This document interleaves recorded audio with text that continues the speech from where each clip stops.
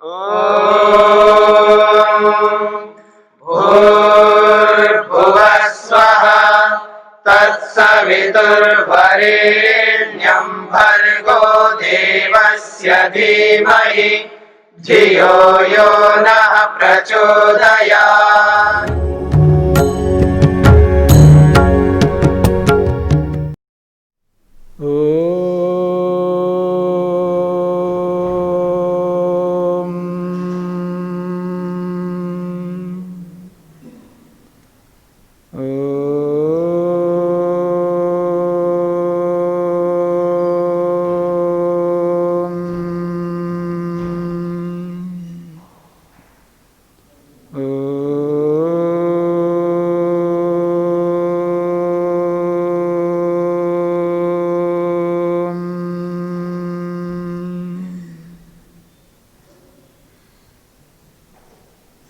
सांख्य दर्शन का 21वां दिन। प्रसंग चल रहा है कारण पदार्थों के साधर्म्य वैधर्म्य,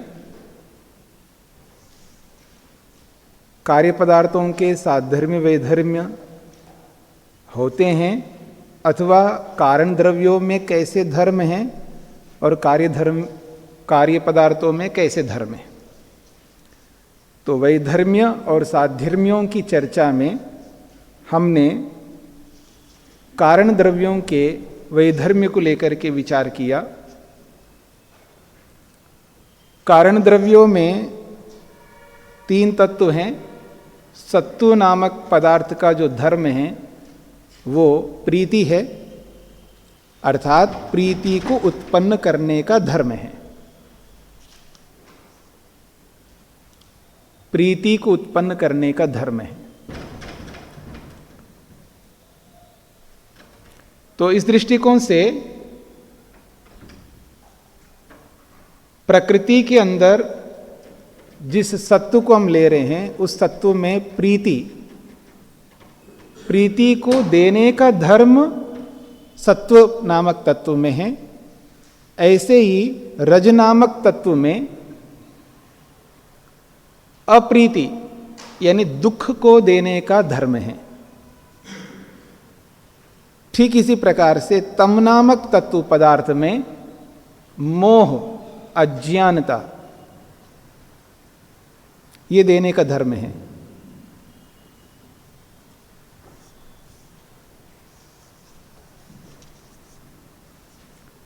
और कार्य पदार्थों में जो धर्म है विशेष रूप से जो वर्णन किया जा रहा है लघुत्व, जिसको लेकर के विचार किया है, चलत्व, जो गुरुत्व, इस प्रकार के बहुत सारे धर्म हैं। तो लघुत्व, चलत्व और गुरुत्व इस प्रकार के धर्मों को जहां हम देखते हैं साक्षात प्रत्यक्ष, वो कार्य पदार्थों में है। यद्यपि कारण पदार्थों में भी ये धर्म हैं, लेकिन हम साक्षात कारण पदार्थों में नहीं देख पाते। तो इसकी चर्चा में हमने ये बात कही है, ये तो ही एषाम साधर्म्य प्रसंगो मनोविहाय कस्मिंचित् गुणवती पदार्थे भूतात्मके यद्वा इंद्रियात्मके न संभवति। जिन साधर्मों को लेकर के यहां पर विचार किया जा रहा है, मनोविहाय, मन को छोड़ करके किसी भी गुण वाले पदार्थ, कार्य पदार्थ, चाहे वो भूतात्मक हो चाहे वो इंद्रियात्मक हो। इंद्रियात्मक पदार्थों में यानी ज्ञानेन्द्रियां हैं, कर्मेंद्रियां हैं। भूतात्मक में पृथ्वी, जल, अग्नि, वायु, आकाश हैं या तन्मात्राएं हैं। इनमें ये आपको नहीं मिलेंगे मन को छोड़ करके। मन में तो मिल जाएंगे। मनसि एव प्रीति अप्रीति विषादश्च त्रयो अपि धर्मा भवन्ति। ये कहते हैं मनसी, मन के अंदर प्रीति, अप्रीति और विषाद, ये तीनों धर्म रहते हैं, तत्र मनसी तेषां वैधर्म्याद व्यवहारो जायते, मन में उनका वैधर्म्य होने से ही व्यवहार होता है। यानी जब प्रीति रहेगी तब अप्रीति विषाद नहीं रहेंगे, जब विषाद रहेगा तब प्रीति और अप्रीति नहीं रहेंगे, ऐसा। तेषाम साधर्म्य अभाव एव मनसी, मन में उनका साधर्म्य नहीं रहता। तेषाम साधर्म्य तो मनोनिरोधो भवति, उनका जो साधर्म्य है मन के रुक जाने पर होता है। जब मन रुक जाता है, मन 5 प्रकार से कार्य करता है, या यूं कहिए 4 प्रकार से कार्य करता है। 5वां प्रकार वो ये है जो निरुद्ध अवस्था है, जिसमें मन कार्य ही नहीं करता, मन रुक जाता है। या तो हम व्यवहार काल में क्षिप्त अवस्था से रहते हैं, चंचल अवस्था से युक्त रहते हैं, या मूढ़ अवस्था से युक्त रहते हैं, या विक्षिप्त अवस्था से युक्त रहते हैं, या एकाग्र अवस्था से युक्त रहते हैं। इन चारों अवस्थाओं में मन कार्यरत रहता है, मन काम करता है, उसका वर्क चल रहा होता है, मन खाली नहीं रहता। लेकिन जो 5वीं अवस्था है जिसका नाम है निरुद्ध अवस्था, उस निरुद्ध अवस्था में मन रुक जाता है। रुक जाता का अर्थ है कार्य नहीं करता, सेवा निवृत्त हो जाता है।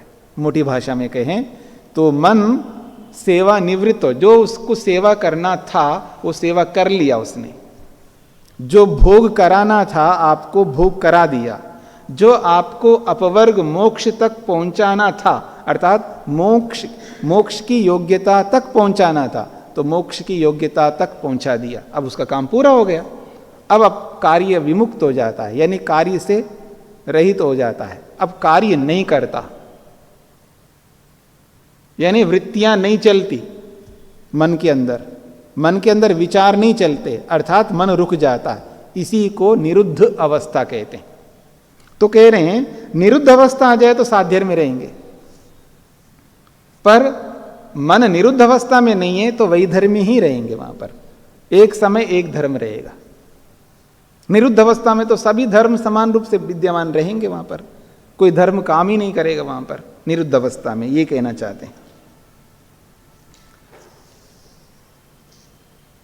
मनसो अन्यत्र वस्तुनि प्रीति अप्रीति विषादा नोद्भवन्ति, मन से अतिरिक्त किसी भी द्रव्य में न तो प्रीति और न अप्रीति और न विषाद, ये धर्म उत्पन्न होते हैं।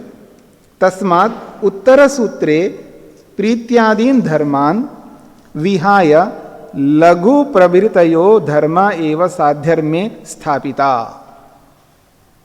कहते हैं उत्तर सूत्रे, ये जो 128वां सूत्र है ना, 127वें सूत्र की अपेक्षा 128वें सूत्र में प्रीति आदि ये जो 3 धर्म हैं, इन 3 धर्मों को हटाकर, यानी इन 3 धर्मों को छोड़ करके, इनकी व्याख्या ना करते हुए लघुत्व, चलत्व और गुरुत्व आदि धर्मों को लेकर के ही, उनकी साध्यर्मता को लेकर के उस सूत्र में स्थापित किया है। वैधर्म्यम तो मनसी तेषां प्रवर्तनात् पूर्व सूत्रे अंतर्भूतमेव, और वैधर्म्यम तो मनसी, और मन में जो वैधर्म्य है वो तेषां प्रवर्तनात्, उस प्रीति अप्रीति और विषाद की प्रवृत्ति होने से पूर्व सूत्रे 127वें सूत्र में अंतर्भूत किया गया है। यहां तक पूरा कर दिया है।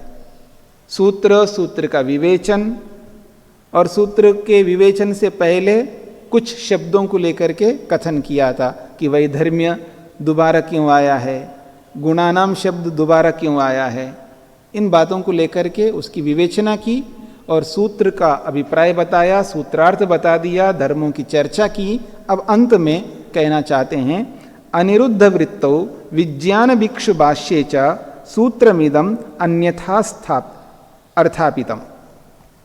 कहते हैं अनिरुद्ध वृत्तिकार ने और विज्ञान भिक्षु भाष्यकार ने इस सूत्र को अलग ही अर्थ करके रख दिया, यानी जैसा अर्थ करना चाहिए वैसा अर्थ ना करके कुछ और ही कर दिया।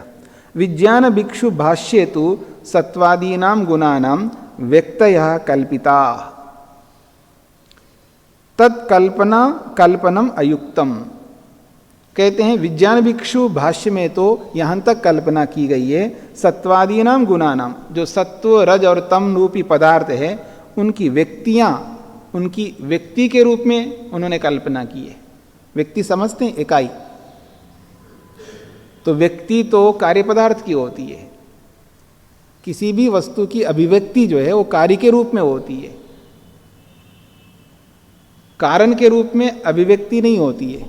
तो इसलिए कहना चाह रहे हैं सत्वादि गुणानम व्यक्तया कल्पिता तत्कल्पनम अयुक्तम, उनकी ऐसी कल्पना युक्ति युक्त नहीं है। न सत्वादीनां व्यक्तयः स्वतंत्र अवस्थानकाः आश्रयम आश्रित्य एव अवतिष्ठन्ते यतः। यतः क्योंकि वो व्यक्तियां क्यों और नहीं हो सकती है सत्वरस्तम, क्योंकि स्वतंत्र नहीं है। इकाई के रूप में वही सामने वस्तु आ सकती है जो अनेक तत्वों को मिलाकर के बनाया गया हो, तब वो व्यक्ति के रूप में प्रकट होता है कोई भी पदार्थ। मेरी बात समझ में आ रही है?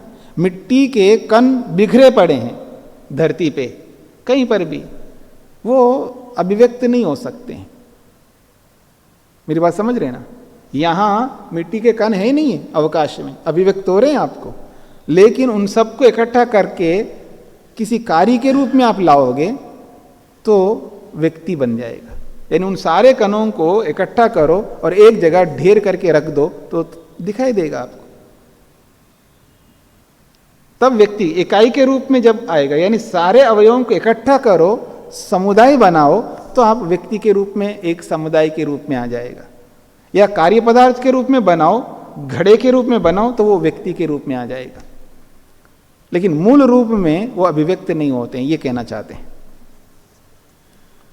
तो कह रहे हैं सत्वादी नाम व्यक्तया स्वतंत्र अवस्थान का न स्वतंत्र अवस्थान का, वो स्वतंत्र रूप से नहीं रह सकते। हाँ, आश्रयम आश्रित्य एवं अवतिष्ठन्ते, आश्रय का आश्रय लेकर के ही वो रह सकते हैं। किसी आश्रय को आश्रय लेकर के उसके आश्रित तो रह सकते हैं, लेकिन स्वतंत्र नहीं रह सकते। सूक्ष्मतम इकाई स्वामी जी अणु, तो तीनों चीजें भी होती हैं उसमें, सतरज और तम, और इकाई भी होती है। नहीं, इकाई तो होती है पर उनकी अभिव्यक्ति नहीं होती है, व्यक्ति के रूप में अभिव्यक्ति नहीं होती है। वो अपने नेत्रों से नहीं देख पाते हैं, पर शायद माइक्रोस्कोप से या छोटे। हाँ हाँ, वही कहना चाह रहा हूँ। अभिव्यक्ति का मतलब है हम अपनी इंद्रियों से उनको नहीं देख सकते। समाधि में तो सभी को देख लेंगे, समाधि में देख लो या यंत्रों से देख लो, वो एक अलग विषय है। अभिव्यक्ति जिसको हम कहते हैं ना, कोई कार्य पदार्थ सामने आ जाता है बन करके, तभी उसकी अभिव्यक्ति होती है। कारणों के रूप में जब रहते हैं तो उसको अभिव्यक्ति नहीं कहते हैं, उसको कहते हैं अपने निज स्वरूप में है। और आप ही तो कहते हो अनुमान के हिसाब से लगा लेते हैं अंदाज। नहीं, अनुमान करना अलग बात है। शब्द प्रमाण से हम जानकारी प्राप्त करते हैं और अनुमान प्रमाण से जानकारी प्राप्त करते हैं, वो जानकारी अलग है। अभिव्यक्ति जो है, प्रत्यक्ष जो है, वो अलग विषय है। तो जब प्रत्यक्ष करना होता है तो उस प्रत्यक्ष में उसकी अभिव्यक्ति या तो समाधि में होगी, ठीक है ना, सूक्ष्म जैसा वैसा ही होगा। लेकिन व्यक्ति के रूप में जो प्रस्तुत किया जा रहा है वो व्यक्ति समुदाय के रूप में या कार्य पदार्थ के रूप में आने पर ही उसकी अभिव्यक्ति होगी, ये कहना चाहते हैं। सूत्रार्थ अब लिखेंगे।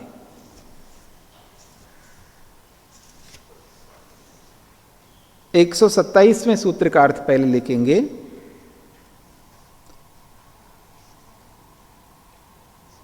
प्रसन्नता रूपी प्रीति, प्रसन्नता रूपी प्रीति, दुख रूपी अप्रीति, दुख रूपी अप्रीति, मोह रूपी विषाद,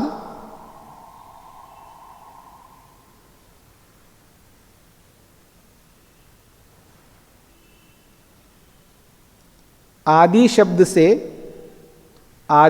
से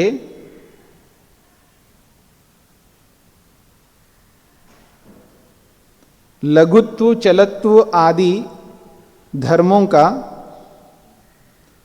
लघुत्व चलत्व आदि धर्मों का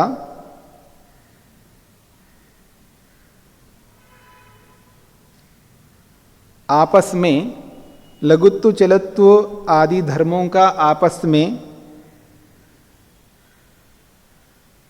एक दूसरे के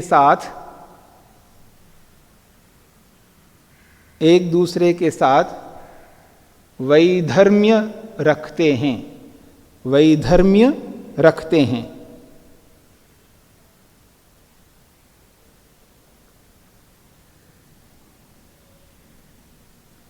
एक दूसरे के साथ वैधर्म्य रखते हैं। प्रीति, अप्रीति, विषाद, ये तीनों धर्म, प्रीति, अप्रीति, विषाद, ये तीनों धर्म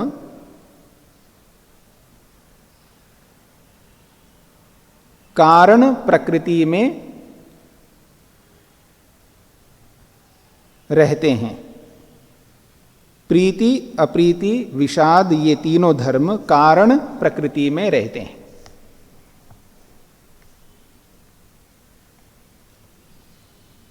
एक 128वें सूत्र का अर्थ लिखिएगा। लघुत्व चलत्व, लघुत्व चलत्व गुरुत्व आदि धर्मों के साथ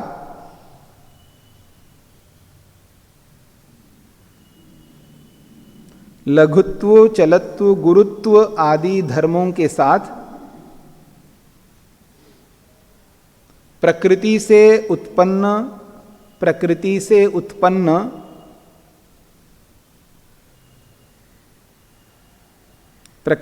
उत्पन्न महतत्व आदि कार्यों का, प्रकृति से उत्पन्न महतत्व आदि कार्यों का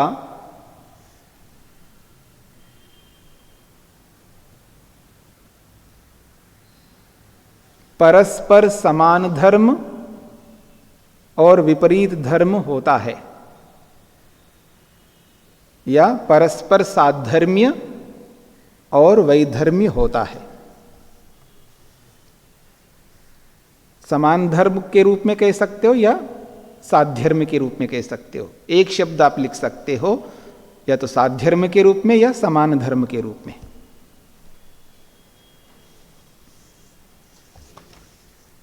हाँ जी,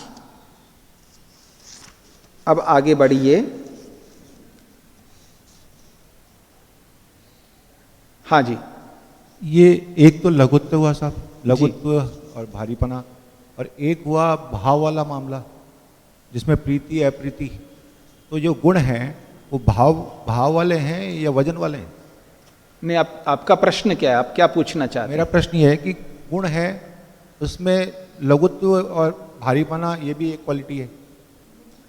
नहीं, प्रश्न आप स्पष्ट करिए। यानी लघुत्व एक गुण है, लघुत्व और ये चलत्व और गुरुत्व ये सब गुण हैं, ये तीनों गुण हैं जी। ये तीनों तो भार द्योतक है, वजन होता है जिसमें जी।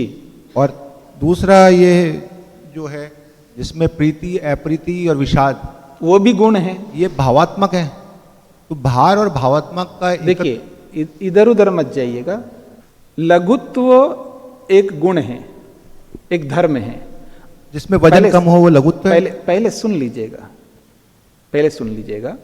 लघुत्व एक धर्म है, चलत्व एक धर्म है, गुरुत्व एक धर्म है। ठीक इसी प्रकार से प्रीति भी एक धर्म है, ठीक है, और अप्रीति भी एक धर्म है, और विषाद भी एक धर्म है। धर्म धर्म ही होते हैं। आप जो कहना चाह रहे हैं लघुत्व जिसमें हल्का होता है, यानी आप वो जो हल्का होता है वो हल्का दिखता नहीं है, वो हल्का लघुत्व दिखता नहीं है, वो द्रव्य दिखता है आपको। मेरी बात को पकड़ना। जो आप जो कहना चाह रहे हैं, भाई कोई वस्तु हल्की है, देखिए ये पेपर है, ये हल्का है, तो इसमें लघुत्व है। तो लघुत्व थोड़ा दिख रहा है, आप इसके द्रव्य को पकड़ने से आपको पता लग रहा है उसका लघुत्व। अलग से लघुत्व आपको दिखाई नहीं देगा, द्रव्य आश्रित है वो लघुत्व। ठीक इसी प्रकार से वो जो प्रीति है वो भी द्रव्य आश्रित है। पकड़ में आ रहा है? अच्छा, कुछ गुण जो है दिखाई देते हैं इंद्रियों से और कुछ गुण दिखाई नहीं देते हैं। उन गुणों का अपना स्वभाव है। रूप गुण दिखाई देता है द्रव्य में, रूप गुण द्रव्य में दिखाई देता है। और सुख भी एक गुण है, लेकिन सुख गुण दिखाई नहीं देता है। हलवे में सुख गुण है, ठीक है ना, पर वो दिखाई नहीं देता है। क्यों नहीं दिखाई देता है? क्योंकि इंद्रिय में ऐसा सामर्थ्य नहीं है कि उस सुख को पकड़ सके। क्योंकि नेत्रेंद्रिय में रूप को पकड़ने का सामर्थ्य है, रसना इंद्रिय में रस को पकड़ने का सामर्थ्य है, त्वचा इंद्रिय में स्पर्श को पकड़ने का सामर्थ्य है, श्रोत्रेंद्रिय में शब्द को पकड़ने का सामर्थ्य है, नासिका में गंध को पकड़ने का सामर्थ्य है। इन इंद्रियों में सुख को पकड़ने का सामर्थ्य नहीं है, पर सुख तो है उसमें।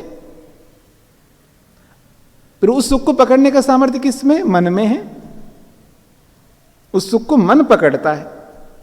तो ऐसे ही ये जो प्रीति है, ये विषाद है, और यह अप्रीति है, ये भी धर्म है, ये सत्वर स्तंभ में विद्यमान है। और लघुत्व भी है उसमें, सत्वर स्तंभ में। सत्व में, रज में, तम में। लघुत्व सत्व में है, चलत्व रज में है, गुरुत्व जो है तम में है। पर वहां पकड़ में नहीं आएंगे हमको। और वो लघुत्व, वो चलत्व, वो गुरुत्व कार्य पदार्थों में पकड़ में आएंगे। अब स्पष्ट हो गया आप? चलिएगा। हाँ, आपका क्या प्रश्न है? स्पष्ट हो गया आपको?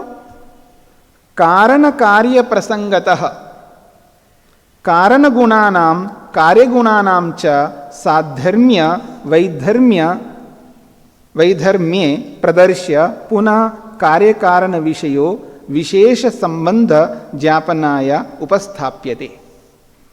कार्य कारण प्रसंगता, कार्य कारण को लेकर के, कार्य कारण के प्रसंग में कारण के गुणों को और कार्य के गुणों को लेकर के बताया। फिर साधर्म्य वैधर्म्य, उनका समान धर्म क्या होता है और उनका विशेष धर्म वैधर्म्य क्या होता है, ये भी बता दिया। पुनः अब दोबारा कार्य कारण विषयो विशेष संबंध ज्ञापनाया, कार्य और कारण का विशेष संबंध क्या होता है,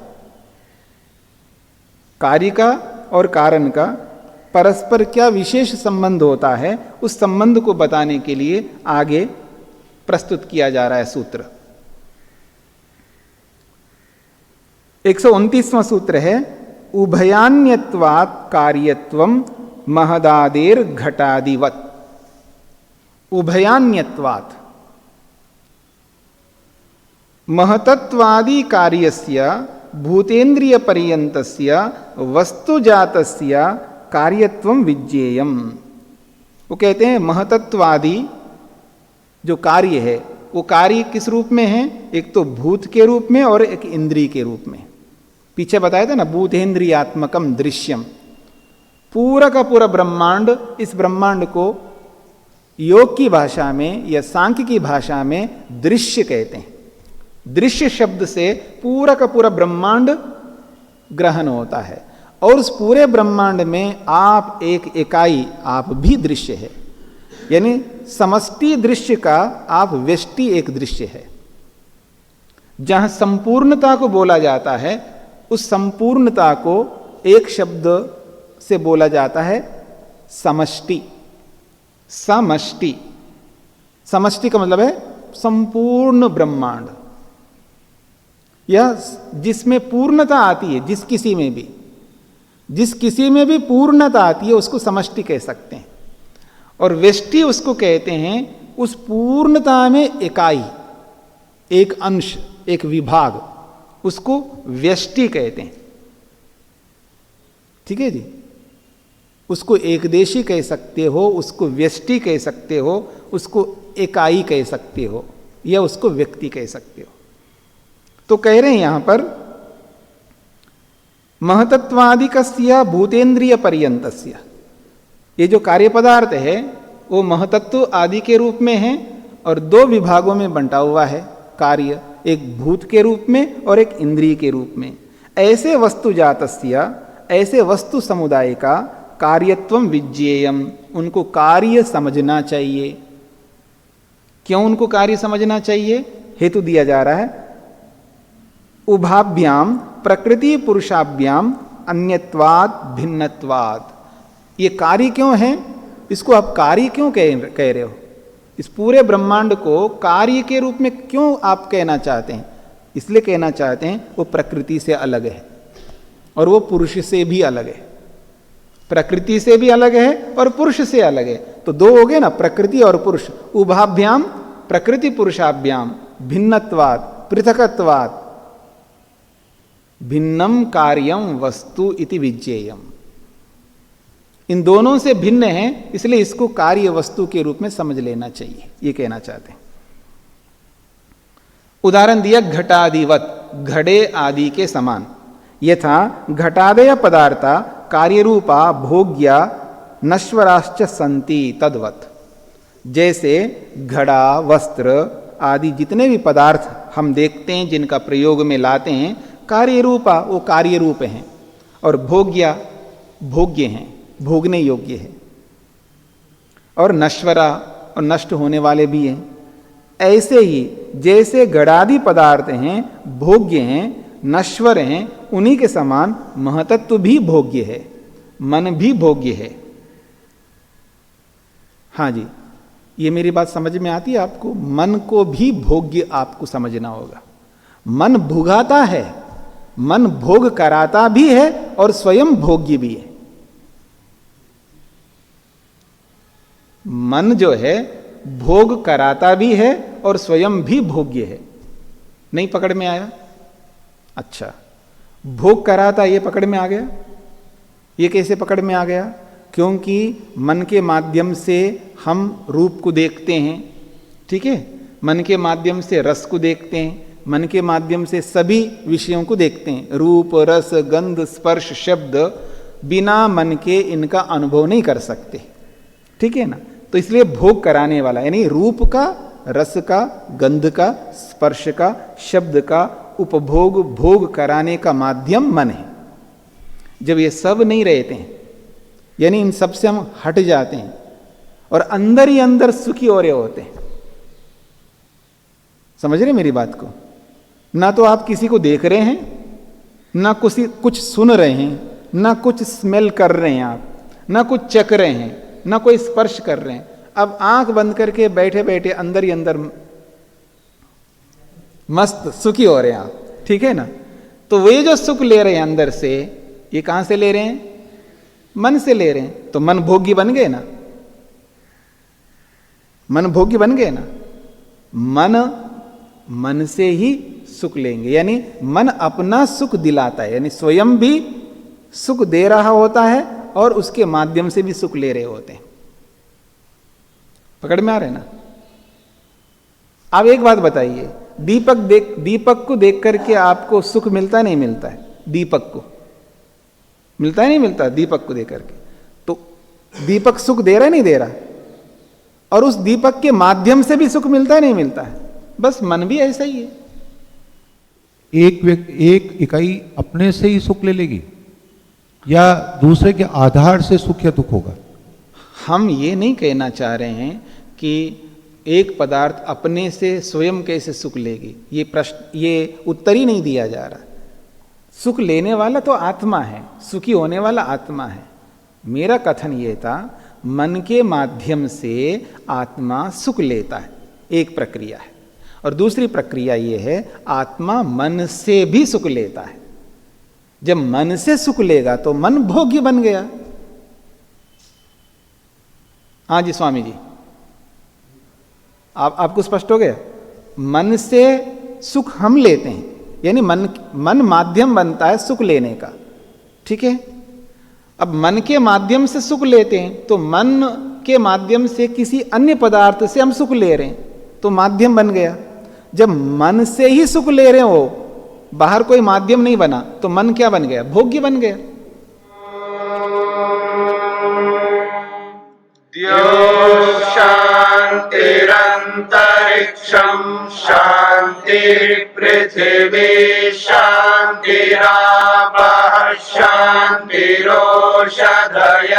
शान्तिः वनस्पतयः शान्तिः शान्तिर्विश्वे देवा शान्तिर्ब्रह्म शान्ति सर्वं शान्ति शान्तिरेव शान्ति क्षमा शान्तिरेधि ॐ शान्ति शान्ति शान्तिः